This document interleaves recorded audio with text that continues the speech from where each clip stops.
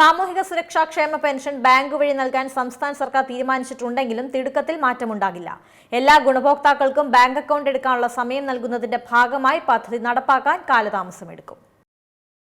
സാമൂഹിക സുരക്ഷാ ക്ഷേമ പെൻഷൻ ബാങ്ക് വഴി നൽകാൻ സംസ്ഥാന സർക്കാർ തീരുമാനിച്ചിരുന്നുവെങ്കിലും തിടുക്കത്തിൽ മാറ്റമുണ്ടാകില്ല.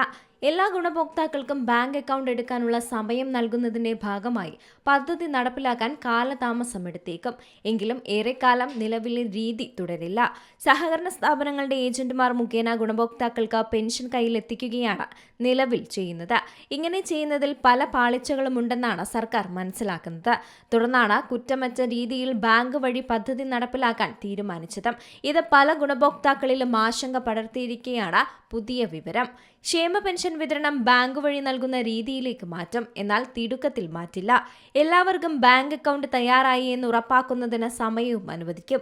ഏതെങ്കിലും ഗുണഭോക്താക്കൾക്ക് പെൻഷൻ മുടങ്ങിയെന്ന ആക്ഷേപം ഉയരാത്ത തരത്തിൽ കുറ്റമറ്റ രീതിയിൽ പദ്ധതി നടപ്പിലാക്കുക എന്നതാണ് സർക്കാർ ഉദ്ദേശിക്കുന്നത്.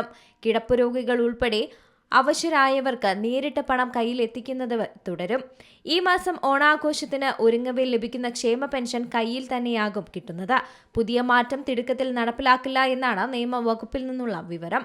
തിടുക്കത്തിൽ പദ്ധതി നടപ്പിലാക്കിയാൽ ക്ഷേമ പെൻഷൻ പലർക്കും കിട്ടാതെ വരികയും പ്രതിപക്ഷ പ്രതിഷേധത്തിന് ഇടയാക്കുകയും ചെയ്യും. ഇതൊഴിവാക്കാൻ വേണ്ടിയാണ് മതിയായ സമയം അനുവദിക്കുന്നത്. ഏജന്റുമാർ വഴി വിതരണം ചെയ്യുന്ന വേളയിൽ ഡാറ്റകളുടെ കൈമാറ്റത്തിന് സമയമെടുക്കുന്നുവെന്നാണ് സർക്കാരിന്റെ വിലയിരുത്തൽ.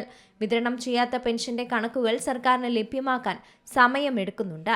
മാത്രമല്ല, വിതരണം ചെയ്യുന്നതിന് അധിക ചിലവും വരും. ബാങ്ക് വഴിയാക്കി പെൻഷൻ വിതരണം മാറ്റിയാൽ ഈ പ്രശ്നങ്ങൾക്കെല്ലാം പരിഹാരം കാണാൻ സാധിക്കുമെന്നാണ് സർക്കാർ പറയുന്നത്. അതേസമയം പ്രതിപക്ഷം കടുത്ത പ്രതിഷേധത്തിലുമാണ്. പെൻഷൻ പദ്ധതി അട്ടിമറിക്കാനുള്ള നീക്കമാണിതെന്ന് അവർ സംശയവും പ്രകടിപ്പിക്കുന്നുണ്ട്. മാത്രമല്ല, പ്രായമായ പല ഗുണഭോക്താക്കൾക്കും പുതിയ തീരുമാനം തിരിച്ചടിയാകാനുള്ള സാധ്യതയും ഏറെയാണ്. News desk C Malayalam news. ഏറ്റവും പുതിയ വാർത്തകളും വിശേഷങ്ങളും വിരൽ തുമ്പിലറിയാൻ സി മലയാളം ന്യൂസ് എല്ലാ ഡിജിറ്റൽ പ്ലാറ്റ്ഫോമുകളിലും ലഭ്യം.